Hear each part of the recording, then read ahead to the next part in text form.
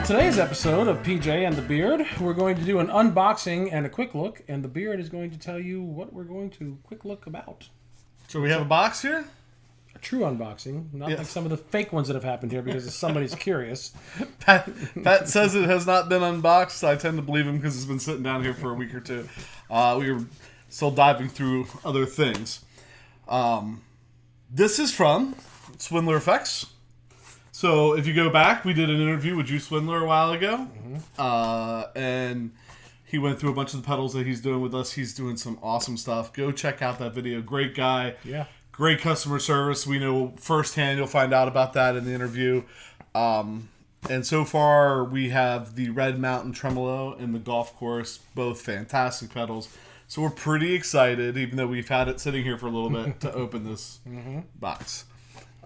Which is part of the excitement, to let it sit there and kind of push you to get to it. So, do you want to tell them what it is? And why you purchased it? So I bought it because, first of all, like Jason said, engaging Drew on the interview, he's a really great guy, and he'll kind of get you with the swag there. Well, look at there. I don't know if I can quickly tell you why I'm looking at the same time. All right, well, here's your card. Business card. Business. We get down to business. I know Pat likes this swag. Yeah, well, that's new. I think that's a new one, isn't it? Put this right on Jason's Strat. Nice packing. I mean, he's not even using the recycled bubble wrap like we do. We're using black. The little bag. There it is. Oh, there we go. So why you tell them why? Yeah, so, and we're going to show you a couple things here in a second. Well, maybe I'll do mine now while he's doing that. As a guitar player for many, many years, playing different styles of music, I've always felt like I should have a compressor, right? So I started with the old tried and true, right? MXR Dynacomp, staple on many people's boards. Just never quite could get it to where I liked it. You know, it's supposed to be at the front of the chain, always on. Just struggled and struggled and struggled, but never sold it, never got rid of it. And so when we're interviewing Drew, Drew's philosophy is he's not reinventing the wheel. He's going to take something that's tried and true, and I'm not going to quote him exactly right, but take it to its limits. Like find things that you can expand what it already does and make it more tweakable at times. And so that's when he got me with this. When he was just like, listen, when I use a compressor, I'm not squishing everything. And I'm really just kind of like getting out of sustain and making the sound bigger. And as soon as someone says bigger sound, I'm like, I'm all in. And then it's called the workers' comp, for crying out loud. And you're looking at me like right. Well, I'm looking at it down there thinking, wow, there's 4 knobs and a 3-way toggle. Right. We don't know what it does. We don't. I guess mine was this one. Right. I'm a huge fan, with great reason, Barber Electronics. And so this is the Barber Electronics tone press. Does not break the 3-knob rule. But it does have 2 toggle switches. I can't remember what they do. It's been a while since I used it, and it's not because it's not a good pedal. It's a great pedal. When I have it on the board, I really like what it does. I just, like you said, So, in the comments, after you've watched this, give us some advice. We're not opposed to constructive advice on how to make these things. And I think we'll both start with pretty much universal truth. It's first in the chain.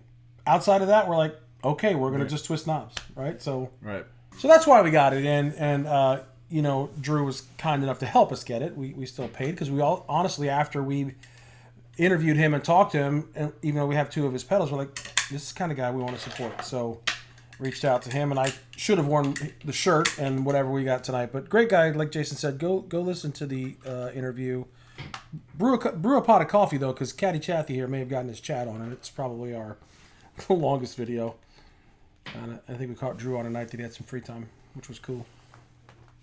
So the thought for this, while he continues to set up and we're doing it live, is that we've done this in the past. Different players, different styles, different guitars, different pedals, different amps. So our thought tonight was, like, let's dial up something that we would normally play and then just put a compressor in front of it and see where it goes. Is honestly an experiment. So I'm playing one of Jason's Strats. American Strat, but American Deluxe from like 98, 99. I like the color. Somebody else who lives in this house doesn't like the color, but she's not down here, so I have it out. Playing through of all of the pedals back there, I grabbed the Behringer vintage tube overdrive, the TO 800, in part because we didn't have the right adapter for my original 808, and playing that through Peavey Classic 30 with a carbon copy in the loop. We always do a little reference tone. I'm just going to play a G chord.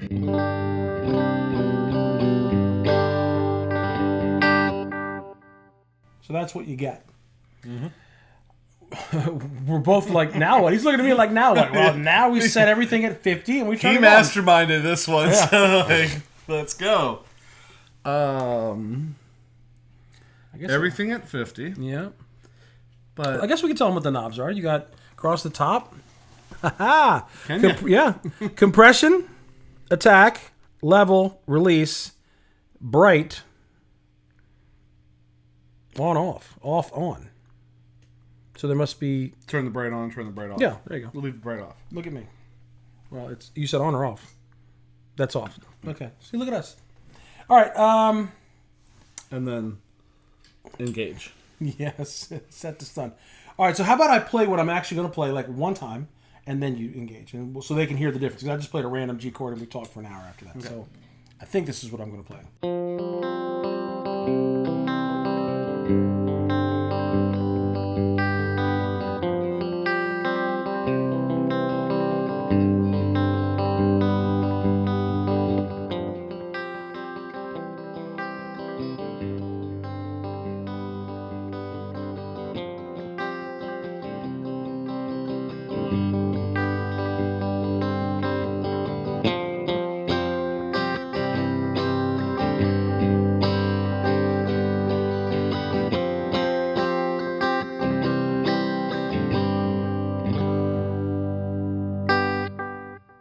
So we learned that the level needed to come up a little bit. Yeah.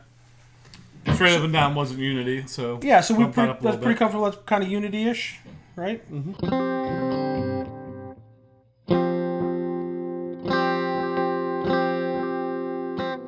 So now we won't have a signal loss as far as the level goes. And we said we weren't going to twist a million knobs. We need to twist something just to hear... Oh, my gosh. You're gonna have to be... Well, maybe go with the compression. Like, maybe we go one knob at a time. And I know there's going to be a combination of knobs that affect each other. But Do you just want to turn that up to see? Yeah. Well, let me give a...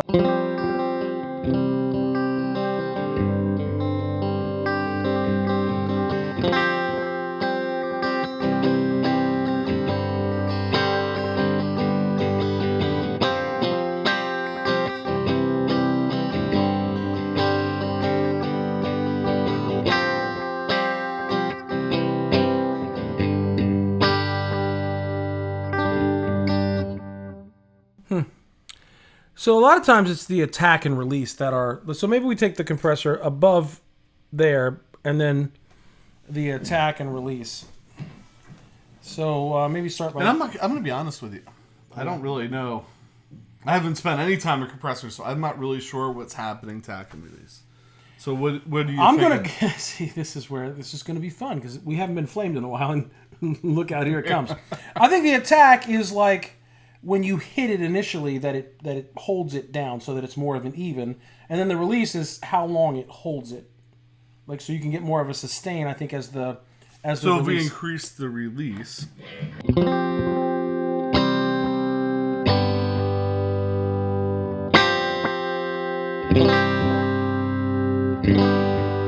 go all the way to, does it go to 12? Oh, God bless you, Drew.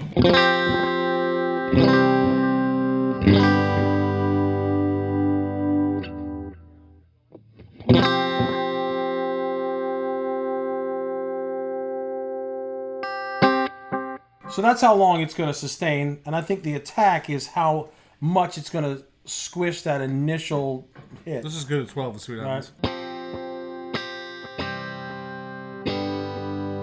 It really holds it back.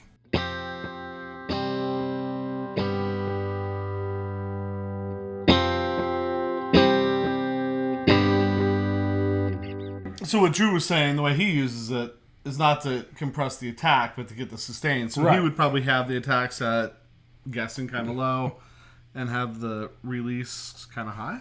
Yeah, that's what I would think. So.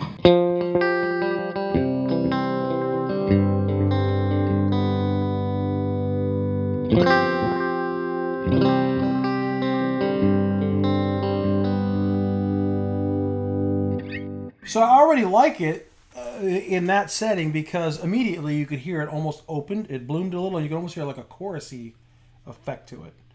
And I think that has to do a lot with the release, which is the part of a compressor I've always liked, was that sustain. But I felt like with the Dynacomp, I struggled to get that sustain where I wanted it and not squishing the heck out of it, or didn't get enough compression. So I think maybe there's enough flexibility in this pedal. I mean, right now, from what we've dialed up, I like that.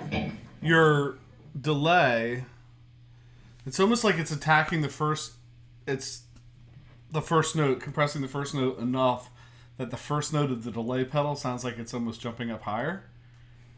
But then some of that chorus you're hearing is probably from that sustain of the guitar with the delay going underneath. Because you don't really, when you hold it, you don't hear the delay's trailing off. Like if you hit one and hold it for a second and...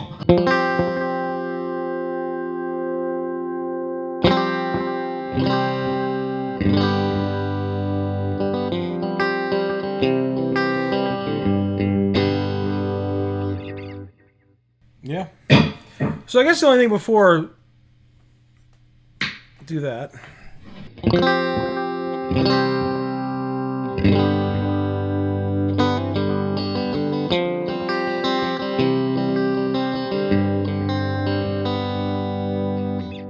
I'm going to surprise myself by saying I think I like the Bright better.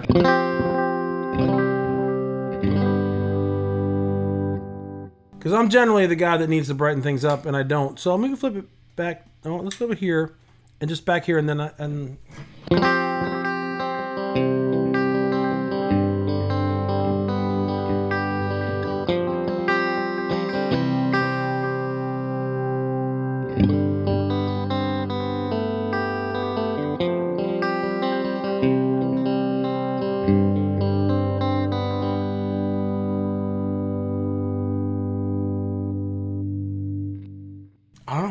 I like Sounds it. good. Yeah. So I think for a clean single coil, that's probably in this what seemed like a short time, but probably was an hour. Probably something. Yeah. You gonna try your humbucker? Yeah, I probably will. It's gonna pop because I'm not cool enough to make it not pop. So yeah, I mean, I like it, and I think it's got more flexibility. Again, that's what kind of drew me to this when Drew, no pun intended, was the way he described it, and he wasn't lying. Sorry. PRS 2001 Single Cut, pretty clear, bright pickups on this. I mean, if I play the same thing before I go overdrive.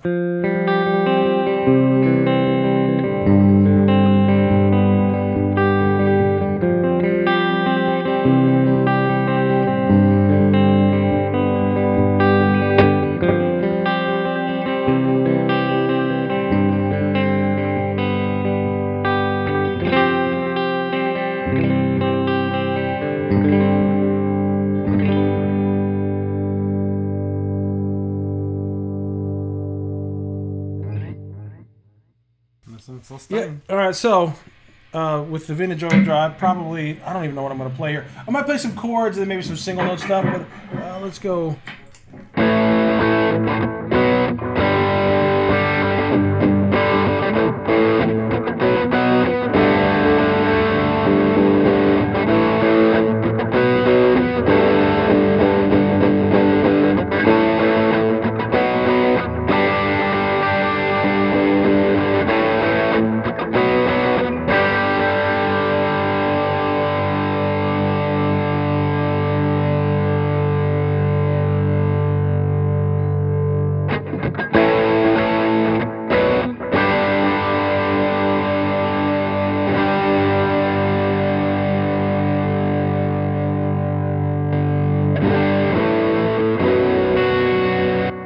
Oops, sorry, I had to pick up. All right, I mean, so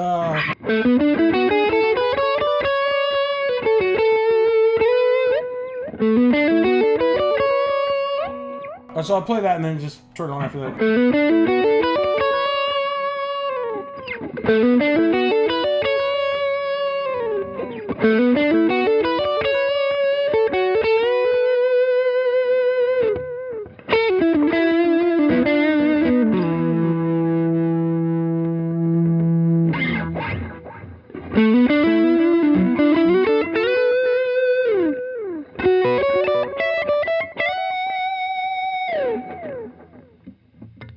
think it'll take me a little time to get used to it with overdriven.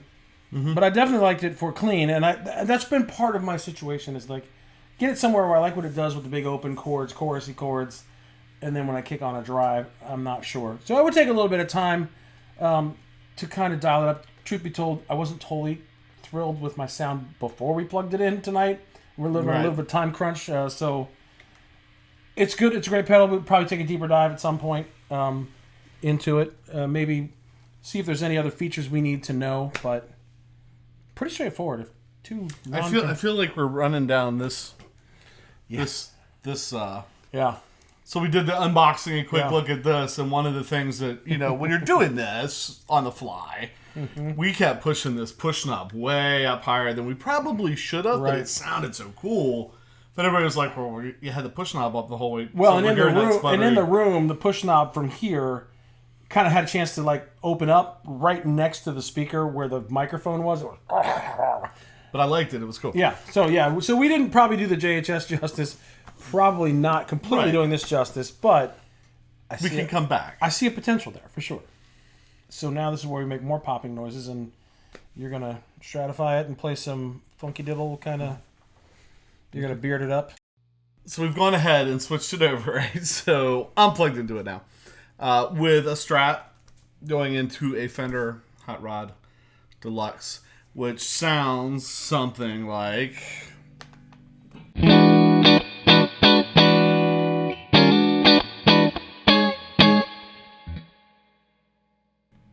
And so if I was going to use a compressor, probably more on like kind of a rhythm thing, thinking more of, and we'll go kind of funky here for this.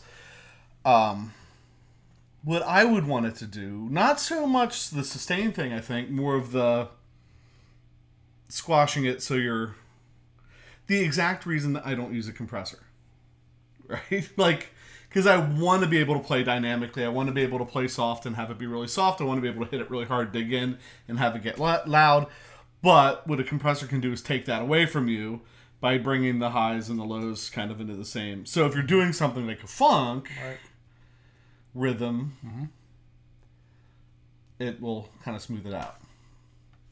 So we did notice if I play like real soft and then hit it hard without the compressor,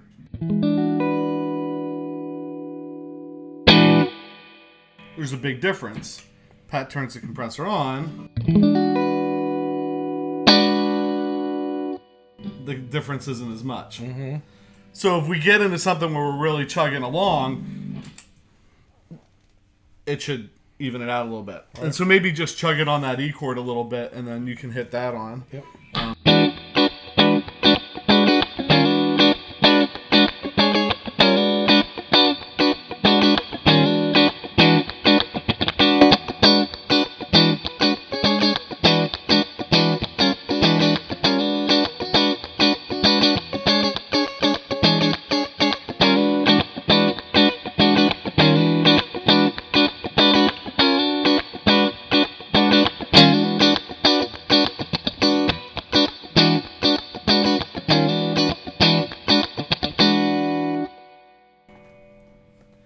Probably should have warmed up a little bit.